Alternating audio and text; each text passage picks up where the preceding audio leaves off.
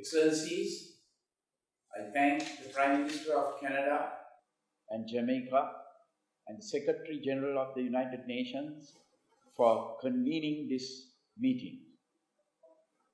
Global trade, tourism, investments, and employment have come to a standstill. The pandemic has suddenly disrupted once sustainable businesses and economies to an unsustainable state of affairs. Countries which have been systematically reducing fiscal deficit have seen a reverse as real economy is no longer income and employment generating.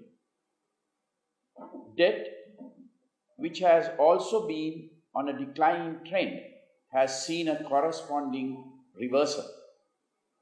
Banking is getting a hit as non-performing assets have risen and confronted with a liquidity crisis. Entire saving investment equation has collapsed, and this is why financing of development is a topic of relevance to the global economy. In Sri Lanka, main transmission channels through labor income, export-related income, tourism, and connected services have impacted our real economy. Loss of employment and livelihood is large. Whatever the difficulties we have confronted, our policy of people first cannot be compromised, as human development is the only asset we value most. As this is a crisis beyond the control of government and business, international support by way of unconditional budget support and compensatory debt deferment facilities for official debt will have to come from multilateral and bilateral official lenders so that private debt and equity markets will not lose confidence.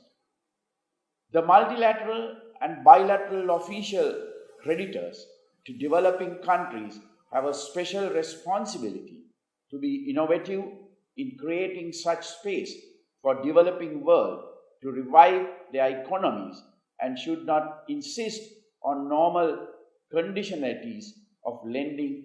After all, most countries have honored their debt obligations, and time has come to provide new space through a decent haircut by official creditors. Our priority to develop agriculture and food security, environment conservation, renewable energy resources, digital economy and digital governance, rural economy and poverty reduction, market access to people and businesses community through improved connectivity to villages and creating green cities in line with our environment conservation strategies suffered a setback with almost 2 months lockdown in the economy.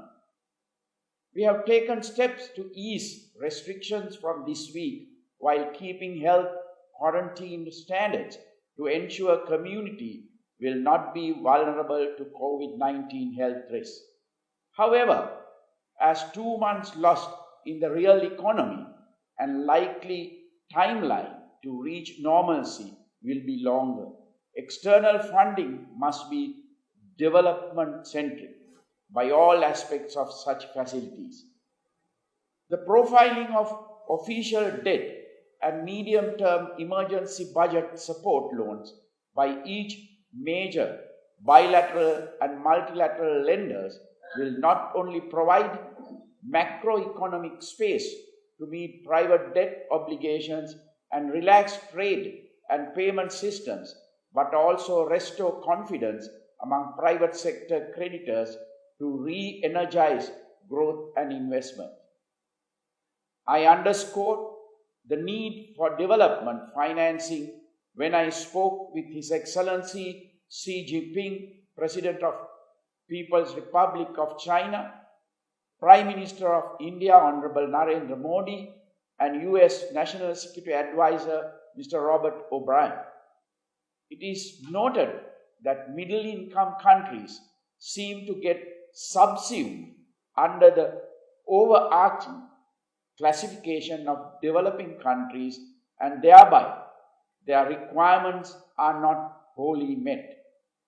The fast actions by large bilateral, multilateral agencies without placing conditionalities among themselves and coming forward as development partners in respective developing and middle-income economies is the responsibility of leading agencies and leaders of the world.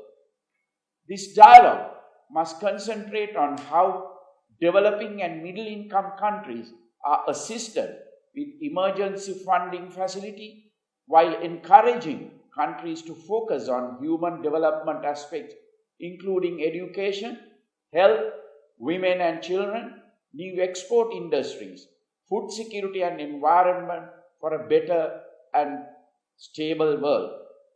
Excellencies, I conclude recalling the words of the Lord Buddha, Arogya Paramalabha, meaning of good health is the greatest gain. Thank you. Thank you very much.